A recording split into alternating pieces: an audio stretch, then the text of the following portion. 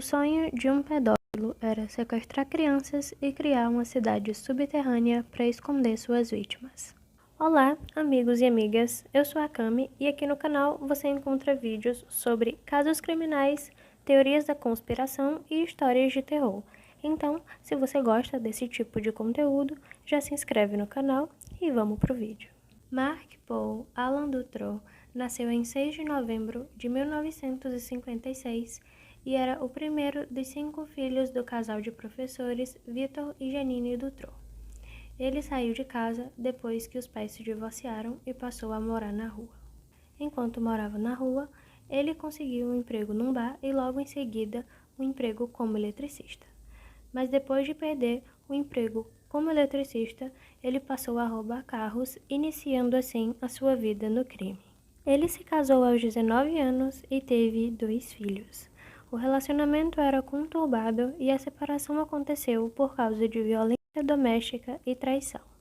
Pouquíssimo tempo depois, Dutroux assumiu relacionamento com uma de suas amantes, Michelle Martin.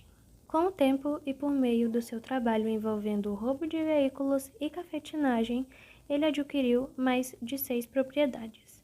Mas só quando seu amigo Jean Van Peteghem foi morar com o casal foi que o pior lado da sua natureza doentia apareceu. Eles raptaram juntos, pela primeira vez, 2 meninas que nunca foram identificadas. Em 1986, os 3 foram presos pelo sequestro e estupro de 5 menores, mas a condenação só veio em abril de 1989. Dutroux recebeu uma pena de 13 anos e meio, enquanto Peteghem recebeu uma pena de 6 anos e Michelle de 5 anos. Depois de um tempo, eles recorreram à liberdade condicional. O psiquiatra responsável por examinar Dutroux confirmou que ele sofria de transtorno de psicopatia. Então, ele passou a receber um auxílio mensal do governo em torno de $1.200 e um remédio para distúrbio do sono. Remédio esse que ele viria a usar em suas vítimas. A promotoria pública foi contra a libertação antecipada de Dutroux, mas mesmo assim ele foi solto em 1982, um ano depois da liberação da sua esposa Michelle. Depois de ser solto, Dutroux participou de uma série de roubos de carro, contrabando, tráfico de drogas e fraude. Ele e Michelle também voltaram a sequestrar crianças e agora tinham a ajuda de 2 traficantes, Michel Lelivre e Bernard Weinstein.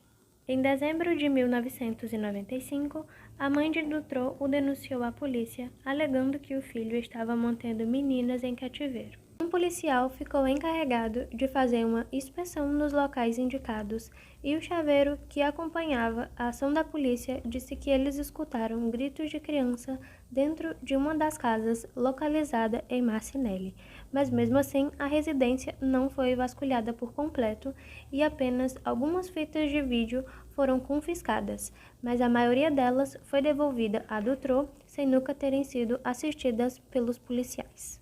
Em agosto de 1996, Dutroux foi apontado como suspeito do desaparecimento de Letitia Delres, de 14 anos, depois de uma testemunha ter visto Dutroux nas proximidades da casa da menina e ter conseguido identificar parte dos números da placa da sua van.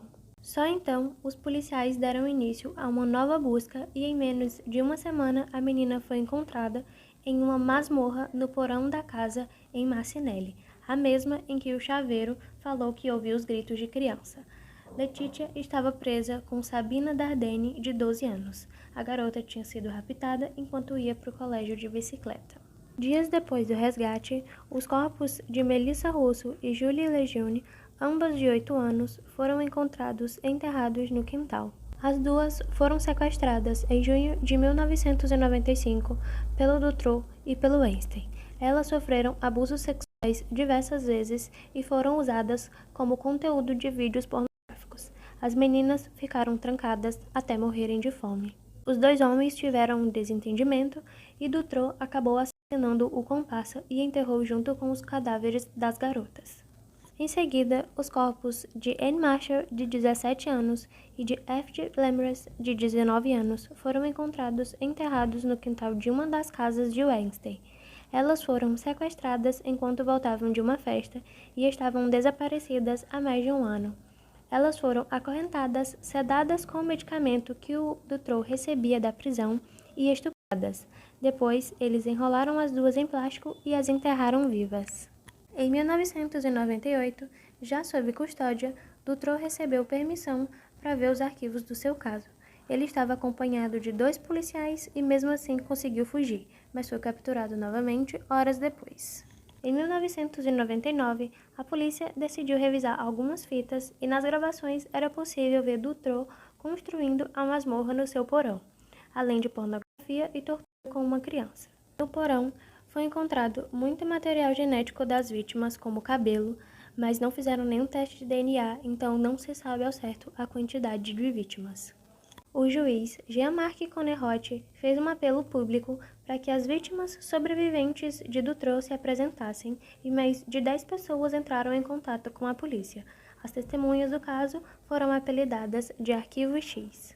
Fontes da polícia informaram que Dutroux e um homem chamado Michel Nihoul teriam se juntado para começar uma operação de prostituição e tráfico. Infelizmente, o nome de uma das vítimas acabou vazando e Regina Louf revelou que, desde os seus 11 anos, ela era levada para festas de sexo e sadismo com outros menores, onde eles eram filmados secretamente. Ela ainda revelou a identidade de pessoas associadas a essa prática, incluindo juízes e políticos. 7 membros da polícia foram presos por possível ligação com Dutroux e durante a investigação, mais de 20 testemunhas morreram em circunstâncias suspeitas. Durante o julgamento, Dutroux afirmou que quem planejou todos os sequestros foi Michel Nihoul. Dutroux admitiu que abusou e torturou as crianças, mas que não participou da morte de nenhuma delas. Ele alegou que a sua intenção ao construir a masmorra era para proteger as crianças de um círculo de abuso infantil e sinistro, tentando esconder as vítimas para que elas não fossem enviadas para uma quadrilha de prostituição. O ex-advogado de Dutroux revelou que o criminoso tinha o desejo de sequestrar crianças em massa e criar uma espécie de cidade subterrânea. Em depoimento, as suas vítimas disseram que ele sempre dizia que estava cuidando e protegendo elas de pessoas malvadas. Em 2004, ele foi condenado à prisão perpétua e 10 anos à disposição do governo por sequestro, homicídio, tortura e estupro de menores, tráfico de drogas e associação criminosa. Ele cumpre sua sentença na Bélgica. Sua esposa, Michelle, foi condenada a 30 anos de prisão, mas em 2011 ela conseguiu liberdade condicional. Michel Lelièvre decidiu colaborar com as investigações logo após ser preso e começou a passar informações à polícia. Um tempo depois, ele falou que não podia mais dizer nada, pois estava sendo ameaçado. Ele admitiu participação no sequestro de Letitia, Sabine, Anne Marshall e F.G. Lambrecht e foi sentenciado a 25 anos de prisão. Depois de cumprir 23 anos, ele conseguiu liberdade condicional em 2019. Michel Nihoul foi julgado como cúmplice dos sequestros, mas acabou sendo absolvido por falta de provas. Devido às inúmeras falhas na investigação, a população belga ficou descontente e revoltada com o sistema de justiça do país e, em outubro de 1996, eles iniciaram uma manifestação contra as negligências cometidas no caso. Mais de 300 mil pessoas foram às ruas e o ato ficou conhecido como Marcha Branca. O vídeo vai ficando por aqui. Deixa o like para ajudar o canal e compartilha com um amigo que também gosta de casos criminais.